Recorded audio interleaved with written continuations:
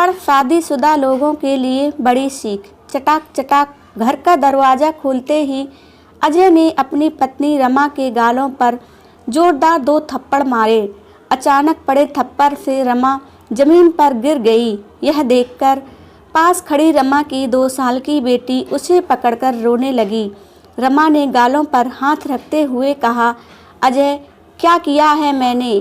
फिर अजय ने दांत पीसते हुए गुस्से में कहा, रमा तुम्हें मैंने मना किया था ना कि तुम पार्टी में किसी के सामने अपना मुंह नहीं खोलोगी, किसी से भी बात नहीं करोगी। जाहिल गंवार कहीं की, जरा भी शर्म नहीं आती। तुम्हें अचानक पड़े थप्पड़ से रमा सकपका गई थी। उसकी आंखों में आंसू आ गए। उसे समझ नहीं आ रहा था कि आखिर गलती क्या हुई। रोते हुए कांपती आवाज़ में उसने दोबारा कहा, लेकिन मैंने किया क्या है? अजय ने गुस्से में तमतमाते हुए कहा, अच्छा किया क्या है?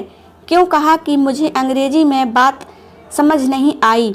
आप हिंदी में पूछिए तो मैं आपको बता सकती हूँ।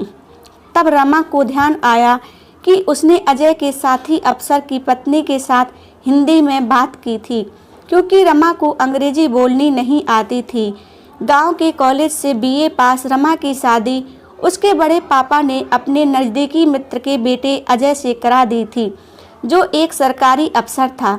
रमा के पिता एक किसान थे और माँ एक सामान्य गृहिणी। रमा अपने माता पिता की इकलौती संतान थी।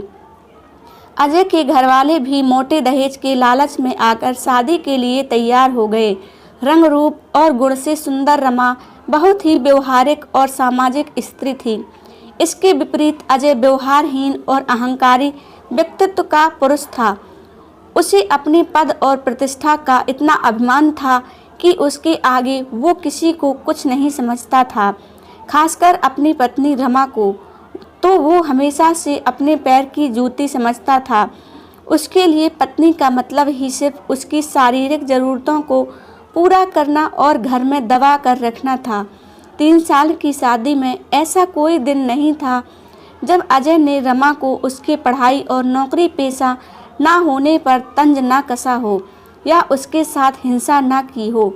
बात बात पर रमा को थप्पड़ मारना तो उसके लिए आम बात थी। रोज रोज की मारपीट से रमा परेशान हो चुकी थी, लेकिन आज उसने तय किया कि वो अब चुप नहीं रहेगी। उसने खुद को संभालते हुए आँखों से बहते आंसुओं को पोंछते हुए अजय से कहा, हाँ मुझे नहीं आती शर्म इस बात को स्वीकारने में कि मुझे फर्राटेदार अंग्रेजी बोलनी नहीं आती, लेकिन इस वजह से मेरा कोई वजूद नहीं, इस बात को भी मैं नहीं मानती। रमा के जवाब को सुनकर अजय ने फिर रमा के बालों को खींचते हुए कहा, अच्छा बड़ी जुबान चलने लगी है, कान खोलकर सुन लो। 2 कौड़ी की औकात नहीं है तुम्हारी, ना ही तुम्हारा अपना कोई वजूद है। जिस दिन मैंने तुम्हें छोड़ दिया ना, उस दिन लोगों के घर घर जाकर नौकरानियों की तरह जूठे बर्तन धुलोगी और झाड़ू पोंछा करोगी, तब जाकर मुश्किल से पेट भर पाओगी। लेकिन सम्मान और इज्जत तो भूल ही जाओ, क्योंकि तलाकशुदा स्त्री को समाज में कभी सम्मान नहीं मिलता, समझी, सिवाय तिरस्कार के। तुम मेरी पत्नी हो, एक सरकारी अफसर की पत्नी, इसलिए लोग तुम्हारी इज्जत करते हैं और यही तुम्हारी पहचान है। 2 साल की बेटी को गोद में लेकर रमा ने कहा, ओह तो मैं पिछले 3 सालों से धोखे में थी कि तुम मुझसे प्यार करते हो और एक ना एक दिन तुम मेरे प्यार को समझोगे और मैं तुम्हें अपने प्यार से बदल दूंगी, क्योंकि पति पत्नी मिलकर एक दूसरे के पूरक बनते हैं। लेकिन मैं गलत थी, मुझे क्या पता था कि प्रतिस्पर्धा पति पत्नी में भी होती है। ठीक है अजय, मैं जा रही हूँ हमेशा हमेशा के लिए तुम्हारी ज़िंदगी से। अब तुम अपने स्टैंडर्ड की दूसरी पत्नी ले आना अपने लिए, मैं तलाक के पेपर भेज दूंगी, कहकर रमा वापस अपने गांव अपने माता पिता के पास चली गई। विकट परिस्थितियों में भी रमा ने कभी हार नहीं मानी। समाज के ताने उलाहने सहती रमा अब सामाजिक कार्यों में जुट गई और अपने दर्द को कलम की सहायता से डायरी के पन्नों में समेटने लगी। लेकिन कहते हैं ना कि सूर्य की तेज रोशनी को काले घनेरे बादल भी नहीं ढक सकते। उसी प्रकार रमा की प्रतिभा भी कब तक समाज से छिपी रह सकती थी।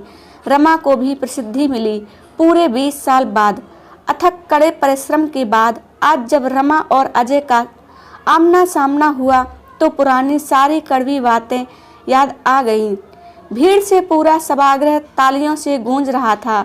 आज रमा की उपलब्धियों के सम्मान में, आज उसे महामहिम राष्ट्रपति के समाज में महिला के सामाजिक सुधार एवं उनके लिए स्वरोजगार पैदा करने के लिए, साथ साथ घरेलू हिंसा की शिकार महिलाओं को न्याय दिलाने एवं उनकी शिक्षा के लिए जागृत करने के लिए पुरस्कार मिलना था।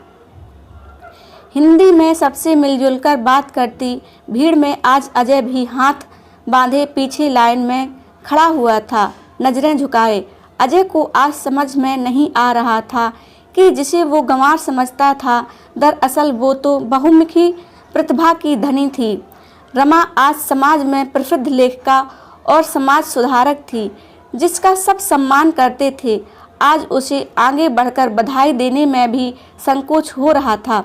तभी एक पत्रकार आगे बढ़कर रमा से अंग्रेजी में सवाल पूछा तो रमा ने आज फिर नम्रतापूर्वक हाथ जोड़कर कहा, महोदय कृपया अपना प्रश्न हिंदी में पूछें, मुझे अंग्रेजी नहीं आती। तब पत्रकार ने कहा, जी माफ़ी चाहूँगा, मैं अपना सवाल हिंदी में पूछता हूँ। मैडम, आपके मन में सामाजिक सेवा का ख्याल कैसे आया? आपकी सफलता का श्रेय आप किसे देना चाहेंगी? आज जहाँ लोग इंग्लिश मीडियम में अपने बच्चों को पढ़ा रहे हैं, बात कर रहे हैं, वहाँ आप हिंदी में लिखती हैं। क्या आपको कभी असफलता का डर नहीं लगा? तब रमा ने कहा, जी नहीं, मुझे हिंदी बोलने लिखने में शर्म नहीं आती। और जैसा कि हम सब जानते हैं कि परिस्थितियों से बड़ा कोई गुरु नहीं होता, कठिन परिस्थितियों हमें मजबूत बनाती हैं। इसलिए आज मैं उस व्यक्ति का दिल से आभार व्यक्त करना चाहती हूँ जिसने मुझे अपने जीवन और घर से मुक्त कर मेरे स्वाभिमान को जगाया। वो व्यक्ति मेरे जीवन के ऐसे गुरु हैं जिनके दिए घावों ने मेरे अंदर दबे आत्मविश्वास और आत्मविश्वास को नई दिशा एवं कुछ कर गुजरने के जुनून को जगाया, जिन्होंने मुझे अपने सामाजिक रिश्ते से आज़ाद करके बाहर समाज में आकर सांस लेने का और समाज के लिए कुछ करने का मौका दिया। बेशक आशीर्वाद और साथ मेरे माता पिता का मिला, लेकिन परिस्थितियों का ठोकर उसी व्यक्ति से मिला। इसलिए मैं उनका आपके माध्यम से धन्यवाद करती हूँ। साथ ही हर महिला पुरुष से कहना चाहूँगी कि हमारी सफलता में हमारी भाषा कभी बाधक नहीं बन सकती और हिंदी तो हम सभी भारतवासियों के दिल की भाषा है। सफलता के लिए बस सच्ची लगन और जुनून की ज़रूरत होती है। थोड़ी देर बाद मौका मिलते ही रमा को अकेला देखकर अजय उसके सामने आकर खड़ा हो गया और उसने कहा, रमा अपनी गुड़िया कैसी है? अब तो बड़ी हो गई होगी। रमा ने कहा, मेरी बेटी बिल्कुल ठीक है और अब पढ़ाई के साथ साथ मेरे ही सामाजिक कार्यों में मेरी मदद करती है। अजय ने कहा, रमा तुम ऐसा क्यों कह रही हो? वो मेरी भी बेटी है, मुझे माफ़ कर दो, मैं तुम्हारी अहमियत नहीं समझ पाया। तुम्हारे जाने के बाद मैंने अपने ही ऑफिस की महिला साथी अफसर से शादी की, 2 बेटे भी हैं, लेकिन मेरी कोई इज्जत नहीं, ना ही मेरी कोई अहमियत है। मेरी पत्नी मुझे बात बात में बदनाम करने और मेरा कैरियर ख़त्म करने की धमकी देती है और मैं चुपचाप सुनता हूँ क्योंकि मैं कुछ नहीं कर सकता। चुपचाप खड़ी अजय की बातों को सुनती रमा ने आखिर में हाथ जोड़कर कहा, महोदय मैं असहाय लोगों की मदद करती हूँ, लेकिन आप तो खुद सक्षम हैं, मैं आपकी कोई सहायता नहीं कर सकती। तभी रमा की बेटी वहाँ आ गई और वो अपनी बेटी के साथ वहाँ से चली गई। अजय आज नज़रें झुकाए चुपचाप सब कुछ सुन रहा था, लेकिन आज कुछ भी कहने की स्थिति में वो बिल्कुल नहीं था और अपने तिरस्कृत किए रिश्ते को जाते देख रहा था, क्योंकि वो आज मजबूर था और कुछ नहीं कर सकता था, लेकिन रमा आज मजबूत थी। दोस्तों कैसी लगी यह कहानी कमेंट करके ज़रूर बताना और अगर अच्छी लगी हो तो एक लाइक ज़रूर कर देना। कहानी सुनने के लिए बहुत बहुत धन्यवाद।